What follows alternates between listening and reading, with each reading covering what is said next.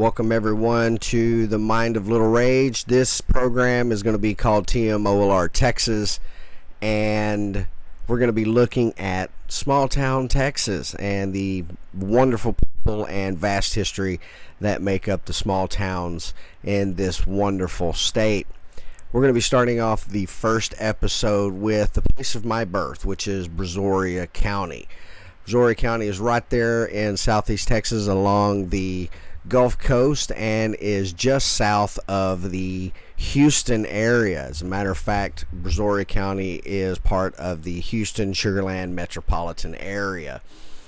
We're going to be starting in Brazoria, the township itself, and here we're going to be talking to the wonderful individuals there at the Brazoria Heritage Foundation, and their goal is to preserve the history of Brazoria as a town for future generations. And I can't wait to get into the rest of this video. We're going to be coming into town through via Highway 36, and we're going to do a little quick drive through the town so you can just kind of get a feel of what the town is like, and then we'll get into our discussion with the wonderful people at the Brazoria Heritage Foundation. So without any further ado, let's start our journey.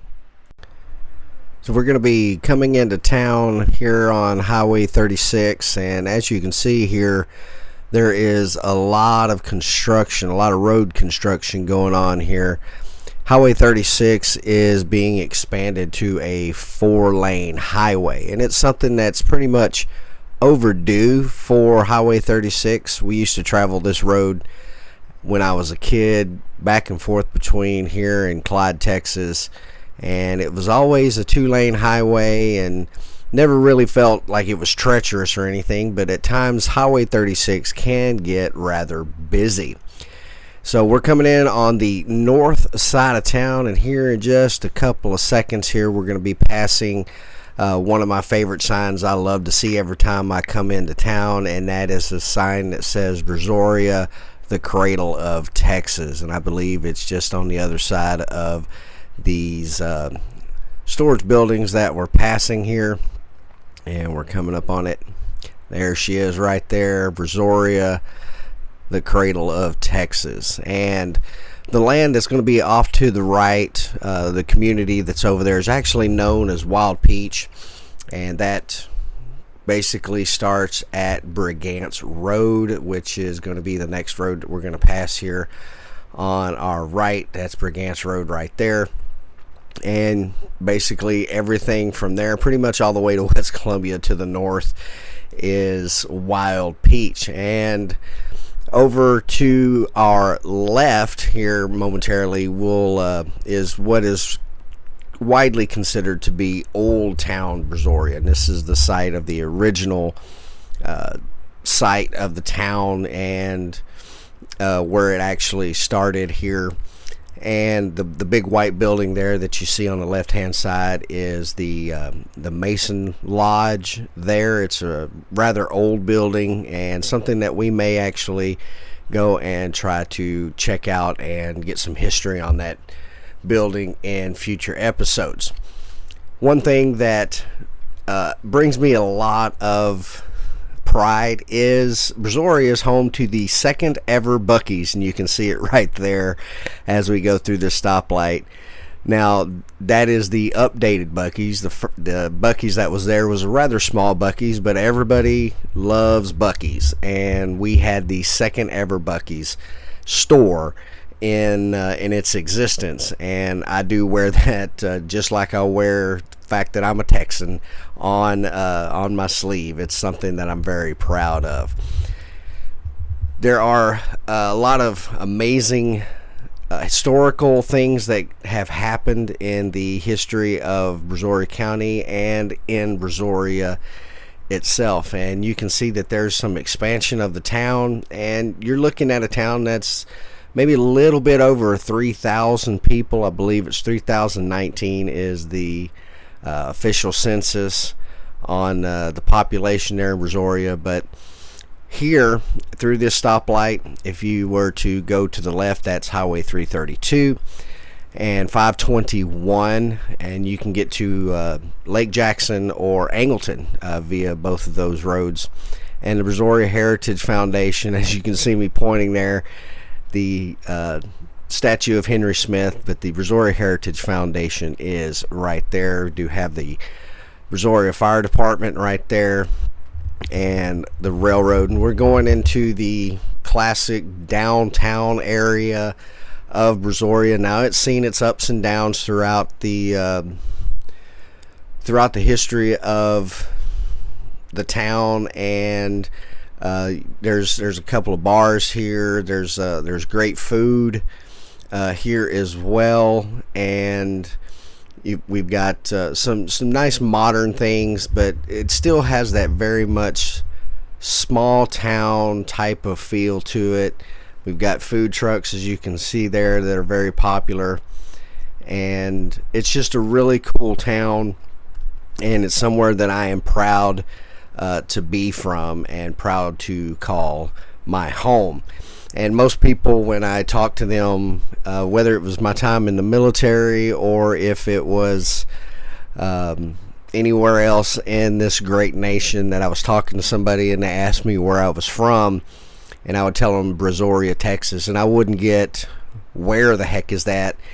The question that I got was, what the heck is that? Brazoria is a very unique name. It's not one that you hear every day, but it's definitely a name, and it was coined by John Austin, who is basically the town founder. And we're going to talk about that a little bit more in the videos that are coming up. Here we're turning off of 36. If we continue south on 36, we'll go right into Jones Creek and Freeport, and it'll take us, of course, to the crossing of the Brazos River. And if you stay on this road that we're on now, which is 521, this is what I like to call the back way to Sweeney. So we're going to do a quick turnaround and get our rear ends back over to the Brazoria Heritage Foundation and meet with these wonderful people. So as we arrive here at the Brazoria Heritage Foundation, you can see we've got the Brazoria Fallen Heroes Memorial, and it memorializes people that came from Brazoria that died in battle, everything from the Battle of Velasco to the Operation Enduring Freedom War that took place not in the too distant past. And you got the American flag there, and that's really, really awesome. And this whole area, this building was the elementary school, and this is basically the place that when I moved to Brazoria in 6th grade, that really got my love for Texas history going.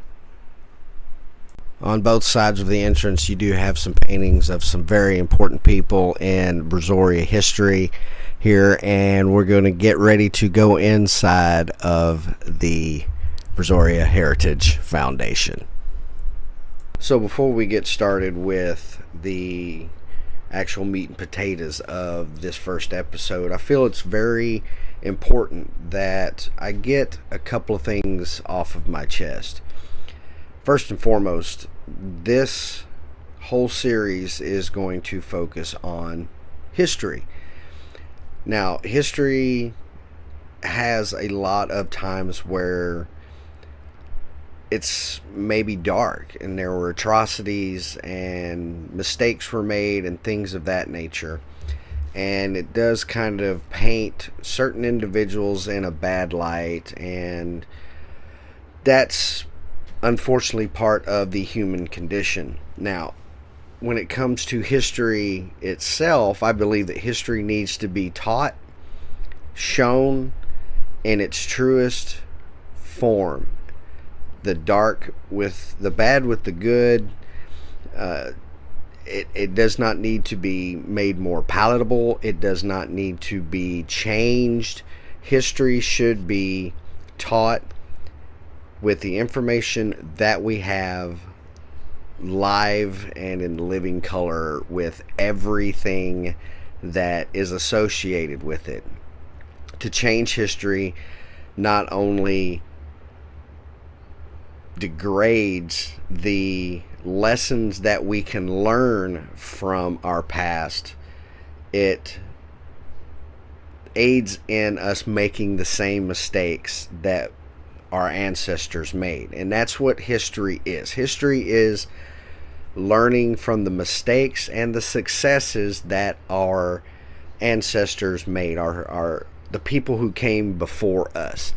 So if we change history, if we erase history, if we make it more palatable, it does not have the same effect that it would if it was told in its truest form. So that's one thing that I think that should be taken away from this entire series that we're going to be doing here. And to change that, just it's not a good thing. It's not smart. And I think when it comes to the education of history, and I mean, American history and world history are pretty much taught throughout your school years, from first grade to your senior year of high school. Now, when it comes to Texas history, at least when I was going to school, and I'm going to have to do some research to find out if it's still taught this way, but we had a semester of it in 7th grade, and that was it. And Texas is one of the most historically packed states that there is in this entire union that we call the United States of America. And to relegate it to textbooks and half of a school year seems to me that you're not putting a lot of emphasis on the history, and that's where we learn. History is everything. History is Einstein. History is the world wars, the local wars, the conflicts, the successes. It's Tesla. It's Sir Isaac Newton. It's everything. It's the Bronze Age and the Egyptians and the Persians and the Spartans and everything. History is everything. History is our foundation, and we cannot ignore it. We cannot change it. It's happened. It's in the past, but the past builds the future. So I feel that Texas history should be taught in more than just 7th grade. I mean, I went through my entire high school career and never once heard the name Tesla. I had to learn about Tesla from the rock band Tesla. And that's a shame, because Tesla has a lot of history to teach us, and we're using his technology today. When it comes to Texas history, it should be taught in elementary school, in middle school, junior high, high school, more than just half a school year, more than just a semester. So with that, we need to preserve our history. We need to teach our history. And if something can be preserved, if it's a historical monument, or it's a place of significant historical artifacts or anything of that nature, we need to preserve it. We do not need to tear it down.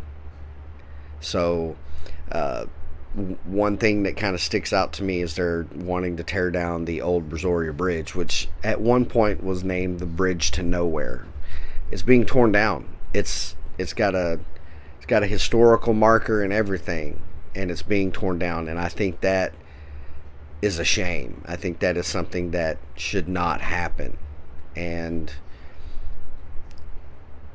that's my 2 cents on it. But history is something that we need to know. History is something that we need to carry with us, because without the past, we don't have a future. The history that is given, whether it be U.S. history or Texas history, just kind of glosses over Brazoria, and I'm just like, wait a minute. This is an important thing right here. And it's because our own people, I was telling my wife this morning, we live here, and we've lived here all our life, and we just live here. Right. And haven't thought about what happened in the past necessarily. Sure. I grew up here and played on that statue out there. I went 8th grade here. I had no clue what the hell that was, or what significance it meant. Right. I just played on the statue, and nobody even told me in Texas history in the 7th grade in this building what this statue was about, or if they did, I didn't pay attention. Mm-hmm. So it's our own fault. A few people that have over the years tried to. This lady right there, or those books right there, are full of research. This lady did, Doris Setzer, and she typed up the history the best she could. And we just got 35 boxes of stuff from her house, because she's in a nursing home, with a whole bunch of tapes that she interviewed old people. Wow. So we haven't listened to all of them yet, but they're really interesting, Holy moly. And Brazoria was a thriving place during the 1800s. Right. And it died out in the 1900s, essentially. Right. If you walk in the front, you'll see, and most people don't know this, but you'll see a mural out there of 6 famous people from Brazoria. Oh, I already took a picture of it, yes. We had Governor of Texas, that was the mayor here. We had the first president of the Republic of Texas, Henry Smith, the provisional governor. We had the last governor of Texas from Brazoria, Ansel Jones, who was a doctor. Wow. It's just unbelievable. Wow. We've had the mayor of Houston from Brazoria, that was mayor of Houston in the 60s, Neil Pickett. All kind of things, Wow. Yeah. And nobody knows about it. Nobody knows about it. Oh my gosh. So, there's all kind of books, and some of them mention Brazoria and some of them don't. I've got these are my books, and I give you the titles of them, but you can find them. This one you may have trouble finding because it's not published anymore. But this one, Thunder on the Brazos, that's one you may be able to find in the library. Okay. And it was written by a local lady here, Mary Beth Jones, and it's written about the Battle of Velasco. Oh, yes. Which was the most significant battle that never gets mentioned. Never. Because Goliad and Alamo and whatever get mentioned first, and so it wasn't ever brought up, but it got an interesting story, interesting history. And we recreate a ball that happened as our fundraiser every July. It happened in July the 17th, 1832, where after the Battle of Velasco, when people from Brazoria went and took a Mexican fort over, they Bustamante, who was the president of Mexico, sent Colonel Bahia with 300 soldiers to Brazoria to quell the rebellion. And when he got here, Stephen F. Austin was coming with him because he was in Mexico, and he said, "Y'all better do something because this is serious." So they held a ball at Jane Long's Tavern, and they called it the Santa Ana Ball. And by the way, I told Susan the other day, you and her both put 2 N's in Santa Ana. The actual invitation has 1 N, Santa Ana. And we think that either they didn't know how to spell in Missouri, which is possible because I had problems with that. Sure. Or they were making fun of Santa Ana by leaving an N out. I got you. Okay. But anyway, at that ball, Stephen F. Austin hosted Santa Ana as the savior of the republic. He was rebelling against Mexico at the time. Right. And he said that he would let Texas be an independent state in Mexico. And so they actually toasted him as a hero. Wow. And when we started this, we have the actual toast. I mean, this book does too, and we have the print of the actual toast and everything. When we started this, the Sons of the Republic went berserk. Oh, I'm sure they did. We were having a Santa Ana ball. I'm sure they did. And I said, we're not honoring Santa Ana. We're recreating a thing in history that happened in Texas. And the whole lead up to that is complicated as everything because it involves all kind of politics of how that happened and how the forts got built there and et cetera, you know. And they built forts on every outport of Texas and started charging a tariff because the goods were all going to France and England, and Mexico wouldn't make any money off of it. And they suddenly decided, hey man, they raised all that cotton and sugarcane and we're not getting anything. So let's charge a tariff to get out of the port, you know. Wow. And the Texans here got PO'd about the tariff and et cetera. So actually the first battle against Mexico happened here. Right here. And 109 people from here got on a boat or marched down the river to Velasco and took over a fort. It's interesting you say that because, again, going back to what the schools are teaching, yep. or at least when I was in 7th grade, when you do Texas history, Velasco, I think I heard Velasco once. Right. You know, right. I never heard Brazoria, even though we're in the Columbia Brazoria Independent School District. I know I never heard this in school. Right. You know, if there was a war battle, I would have been interested in that. And kind of shooting off into left field here, I went through 12 years of school, never once heard the name Tesla. Right. Yeah. You know, so that, I mean, it's kind of an indictment a little bit on what the education system has done with history. And as much as I love history, I understand that a lot of history is written by the winner. Yeah. Well, one of the things, one of the things that happened too is the original book that was written about Texas history, and I blame this because I'm an Aggie. It was written by a professor at the University of Texas. Oh, come on now. I'm a Longhorns. He didn't like Brazoria County because Brazoria County has more Aggies than Sure. So he left us out on purpose. Sure. I get that. That's still wrong, though. There was a guy, there's a book, there's Saints and Sinners. That a guy wrote about Jane Long. Right. And it's got a lot of Brazoria in it too. We have that book for sale. He was from Irving, and I talked to him because when I read the book, I said, man, he said more about the Brazoria. He knows more about Brazoria than I do. And I talked to him, and he said, yeah, I've got all kind of research papers and stuff. I said, well, he said, I've never been to Brazoria County, but I went to and this is where you find the information. I went to the Texas Land Grant Office in Austin. And I said, really? He said, yeah. He said, I got tons of papers. And he was old. I knew he was old. And he said, I'm welcome to give you copies of those papers. I said, I'll be to Irving to get them. But in the meantime, he gets sick and dies. Oh, no. We never made it to Irving to pick up the papers.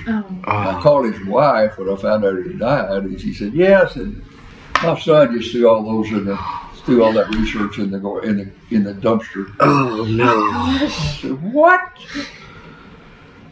Wow. But I was telling them to really know the history to start, besides books. The Land Grant Office has an unbelievable amount of information, but you'd have to spend days and weeks in there. I've never done it, and Doris never did it either. Wow. Garvin Germany did a lot of research on Brazoria County. He's still alive. No, Garvin's not alive. No, he died about 2 years ago. But he did a lot of research. But his wife said, I don't think he has any papers or anything. He's bound to have, because I've got boxes full of copies of things from Brazoria history. But Garvin did a lot of research. Wow. I did find it really interesting that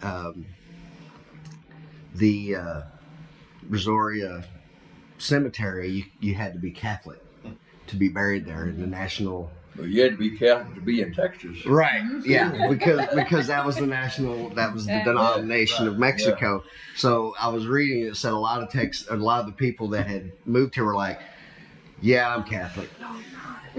You know, kind of thing. So, but I took some pictures over there and I saw that it's the Galveston Archdiocese that's pretty much over that. So what I would like to do, and I'm probably going to have to go through the diocese to do this, but just do some like grave rubbings and just get some actual dates and things like Actually, you may be able to get permission through the local Catholic Church. that? Okay. Yeah, you get permission Sons from of the Republic Father. of Texas, Okay. Daughters of the Republic of Texas are working with the church Okay.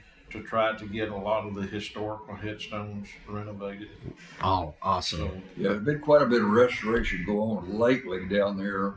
Percy Beecroft, who is kin to C. Van Alston, in a roundabout way, his family is buried in that cemetery, in 1900s family. And so he kind of furnishes some money to help them do it. He just put a guy in there. Over the years, people have gone in and broken the tombstone, whatever. And he put a guy in there. He's been in there probably a year now, picking up pieces and gluing them back together and trying to figure out where to put them back. The actual records for that cemetery were being held by a lady in Old Town Brazoria in a safe.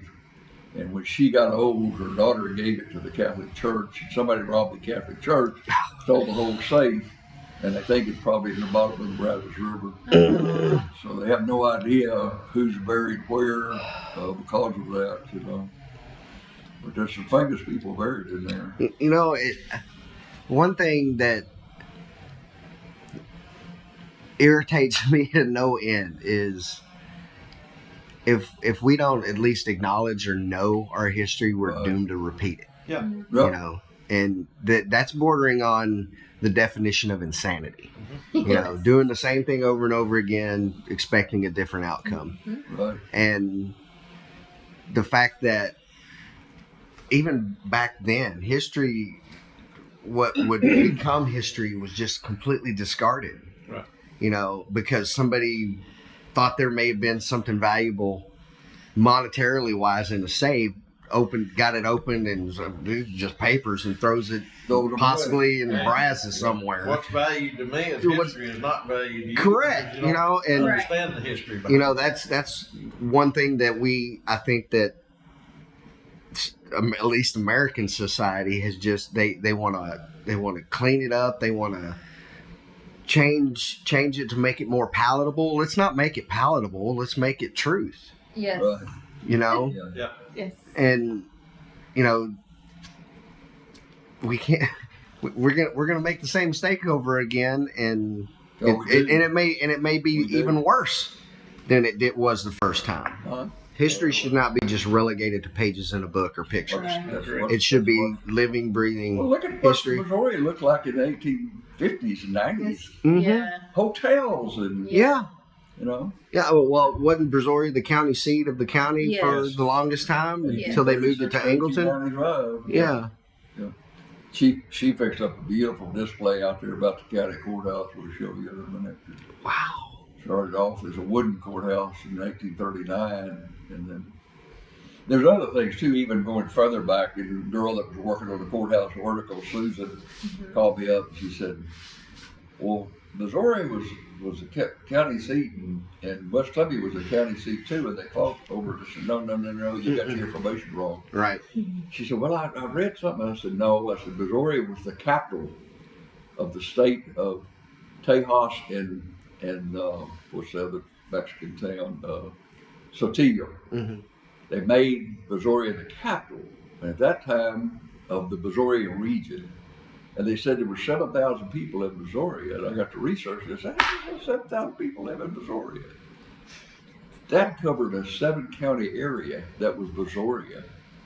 Mm-hmm. Whoa. All Brazoria. Okay, 6 months later, West Columbia got the capital moved to Columbia of the Mexican state of Tejas and Saltillo. Wow. 6 months later, it moved back to Brazoria. So Brazoria and West Columbia have been fighting since 1830. And then the rebellion hit, and all this, you know. But it's weird that it was named the capital. Because I had one of the girls on our board say something about Brazoria being a capital. I said, no, you're wrong. Brazoria never was a capital. And she said, yeah, look at so-and-so. And I went, whoa. And that's the one thing too, is you're always finding something new. Oh yeah, with always. history. you know, something else is found out. It's uncovered. You know, it's archaeology. This Yes. building right Basically. here was built in 1933 after the 1932 storm damaged the courthouse where the school was meeting. And I never knew much about how they built it or whatever. Built 16-inch concrete walls inside and out. They built it to last forever. Oh yeah.